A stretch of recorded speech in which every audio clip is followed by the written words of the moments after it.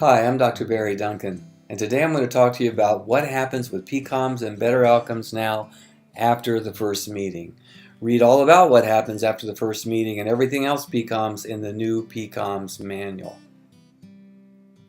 More specifically, I'm going to talk about PCOMS skills 8 to 10, which is about reviewing the graph with clients, involving them in a discussion about their progress or lack thereof, and talking to them when things are progressing, and talking to them, and probably the most important conversation you'll have with clients is when things are not progressing. To view the rest of the 10 skills of PCOMS, simply go to Better Outcomes Now, click on Articles and Handouts, scroll down to where it says Handouts, and click on 10 skills of PCOMS. And there they are. And of course, this is the outcome rating scale.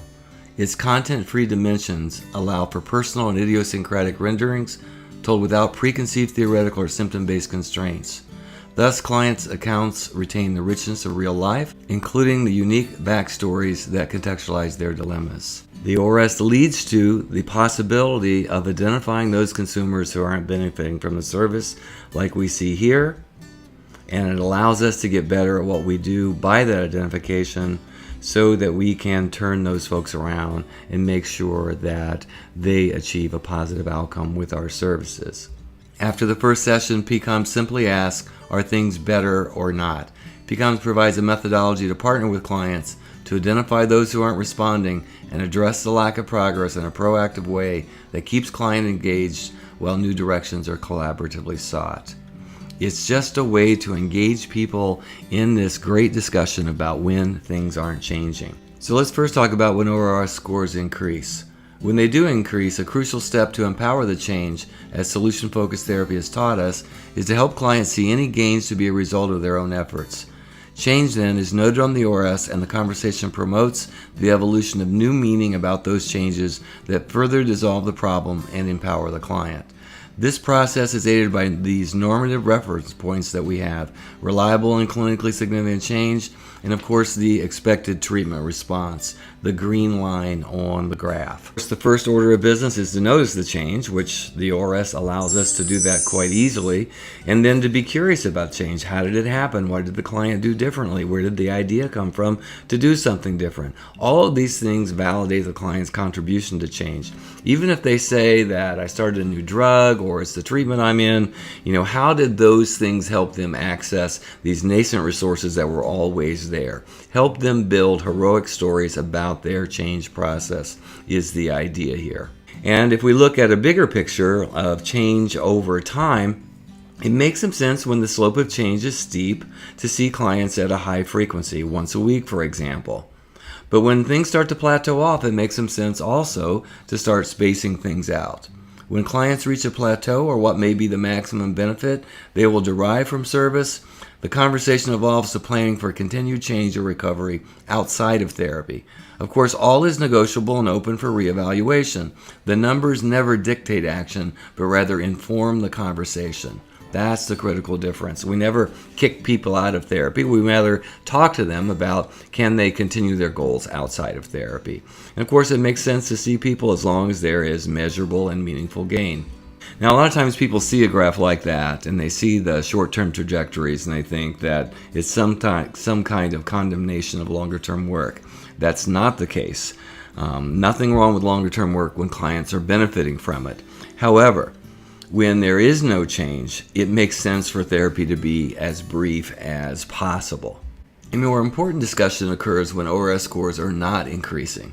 The longer therapy continues without measurable change, the greater the likelihood of dropout or poor outcome. PCOMS is intended to stimulate all interested parties to reflect on and discuss the implications of continuing a process that is yielding little or no benefit. Although addressed in each meeting in which apparent no change is occurring, later sessions gain increasing significance and warrant additional action, what we have called checkpoint conversations and last chance discussions. Here's a snippet of a conversation. Okay, things haven't changed since the last time we talked. How do you make sense of that? Should we be doing something different here, or should we continue on course steady as we go? If we're going to stay on the same track, how long should we go before getting worried?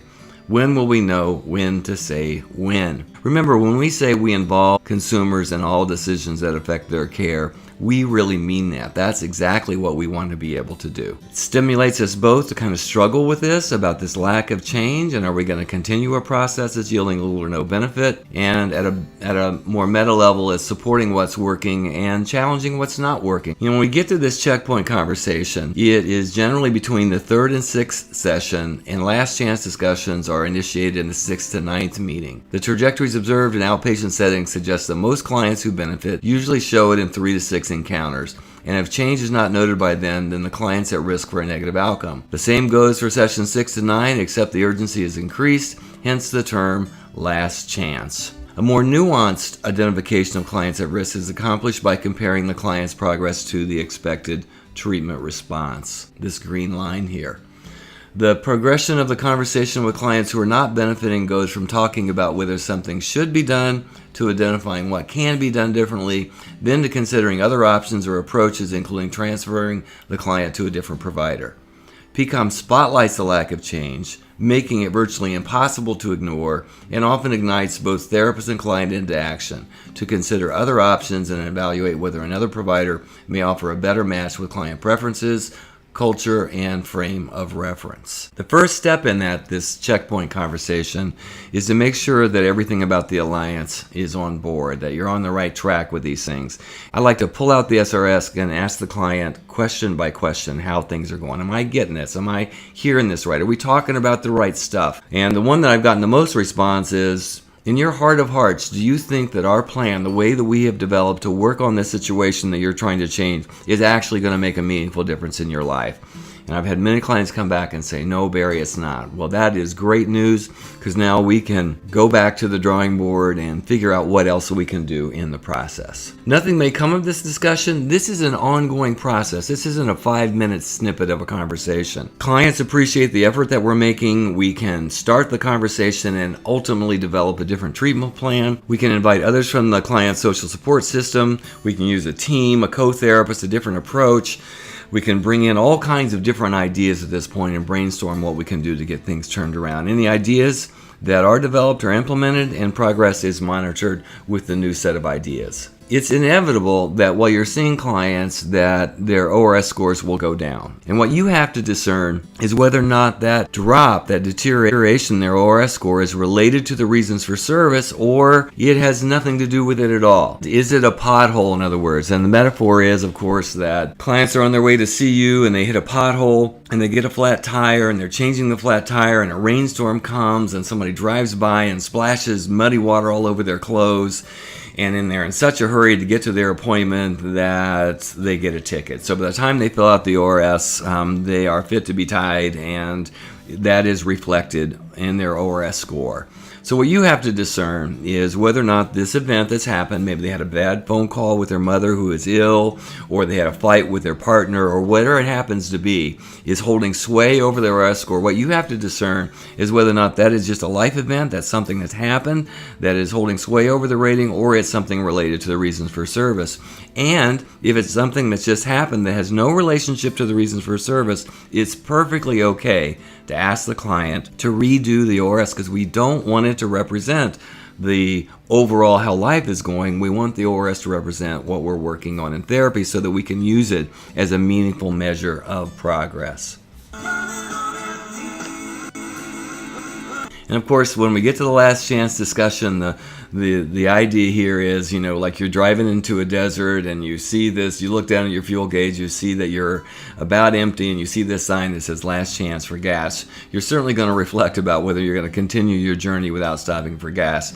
And that's the same kind of reflective process that we're trying to instigate in the client and the therapist. When you see the lack of change on the graph, are you going to continue the same process with this direct evidence that things aren't going well, the client's not benefiting? So in this PCOMS process, the client and therapist both engage in a mutual struggle to identify and resolve whatever the concern is. Even though socially defined roles and the nature of the helping relationship grant greater authority to therapists, PCOMS stretches the limits of these constraints by utilizing client feedback at every meeting, particularly attending to client goals and preferred method. Here, all options, including changing the therapist, are deliberately explored in the hopes that other descriptions and means will provide avenues out of the client concerns. That's what we're trying to accomplish by these discussions. Of course, there never is a last chance for the client. It's the last chance maybe for this particular client-therapist pairing. And here's the questions that I recommend that you go through when you're at a point when clients haven't benefited, when you're in that 6th to 9th encounter or even earlier. First, what does the client say? That's the whole purpose of PCOMS, is to have these conversations with clients about the lack of benefit, to ensure that you're incorporating their ideas, their preferences, their cultural worldview, those things. We'll return to that in a minute, but here you have to ask yourself the hard question: is the client engaged? Do you already know that the client's sitting there like a bump in a log and not really engaged in the process? If you already know that, probably should go ahead and move them on to somebody else who may better engage them in the therapy. What have you done differently so far? Hopefully at this point, you have tried different things, brought up different ideas. And is there anything else you can do differently now? Have you exhausted your repertoire?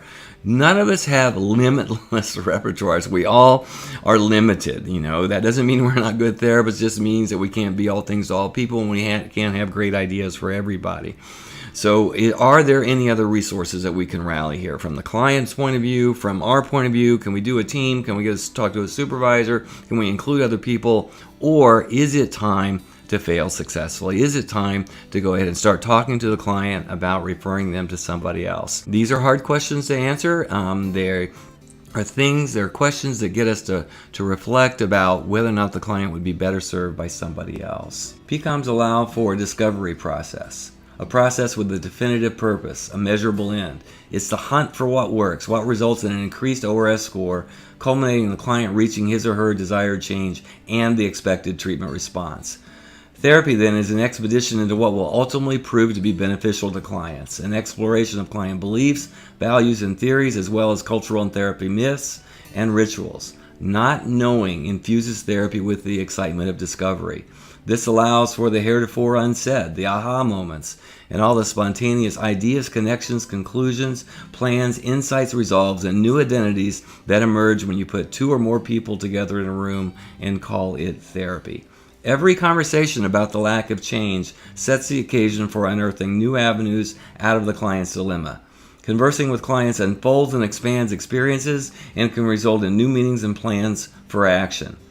This process seeks to chart a different course, connections, conclusions, solutions, in any form that permits a way to address the client's goals, to encourage an increase on the ORS and the client's benefit from therapy, or in other words, to discover what works. From this discovery-oriented perspective, the word intervention does not quite adequately describe this collaborative process that emerges from PCOMS. To intervene is to come into or between by way of hindrance or modification. It implies something done to clients rather than with them, and does not capture the interdependence of technique on the client's resources, or how technique is successful to the extent that it emerges from the client's positive evaluation of the alliance. The words invent and invention seem to be more apropos. To invent is to find or discover, to produce for the first time through imagination or ingenious thinking and experiment. Every technique is used for the first time, invented by clients and therapists to fit the client's unique attributes and circumstances. That's the kind of a process that we're talking about here when clients aren't benefiting. Some of the most interesting and rewarding conversations I've ever had with clients has been when they're not benefiting. It's the place that I learned the most about being a better therapist. It's the place that gets me to do things I haven't done before, to entertain ideas that I wouldn't have entertained otherwise. At this point, at least you should start discussing other options with clients about either a consultation or a referral. And you seriously discuss referral at this point in time. It doesn't make much sense to see people beyond the time that people usually benefit when they see you. Of course, rarely is not never. This is a very idiosyncratic process and unique to the clients that we serve. But we need to ask ourselves these difficult questions. Are we doing more harm than good when we're keeping people in a therapy they're not benefiting from? And in many ways, we create chronicity when we do that. So when I'm at this point with clients, I will repeat my commitment to them. In the very beginning, I tell them I'm committed to them reaching their goals, but I may not be the guy for the job for whatever reason. Failure of our efforts to change things says nothing about either of us, or certainly not the client's change potential. I'm happy to meet with people until the arrangements for the referral are made. It just doesn't make any sense to continue with people who aren't benefiting. Here is where our field has really traditionally pointed the finger at clients, right? They have been the go-to response about why people don't change. It's because of the client's psychopathology or because of their socioeconomic status, their explanations for why people don't change. We need to move beyond that and not blame the therapist, not blame the client, and say, this therapist-client dyad at this time didn't promote a change process with this client, and move them on to somebody else. Client non-response is a part of providing services. Not everybody benefits, and we need to do what we can to help people actually benefit from the process. This description of PCOMS casts the client and therapist as co-explorers, searching the client's world for the map that provides a route of restoration. As co-adventurers, client and therapists encounter multiple opportunities for sharing respective vantage points while crossing the terrain of the client's world, periodically stopping to consult the ORS-SRS compass and its reference points to ensure therapy is headed in the right direction. When lost along the way, the client and therapist regroup to look for alternative routes, which at times leads to destinations not before considered. To recap today, two major points. One is that when clients are benefiting, when their ORS scores are increasing, this is the time to make sure the clients take responsibility for that change, that they see it as a result of proactive efforts in their own behalf. We want them to build their own heroic stories about their own changes and to take responsibility for those changes. And two, when clients aren't benefiting, represents the best conversations that you can have with clients. Those conversations that really unearth new possibilities, new ways of addressing what their concerns are through this crisscrossing of ideas, this exploration process, this expedition into the hunt for what will actually work with them. This is the stuff that really brings out the creativity in both clients and therapists. Hope you give that some more reflection, and I hope you consider those clients who aren't benefiting as being your best teachers of psychotherapy. And don't forget about those 250 free resources at www.betteroutcomesnow.com. And if you're there, check out the new PCOMS manual, your all-in-one resource for PCOMS.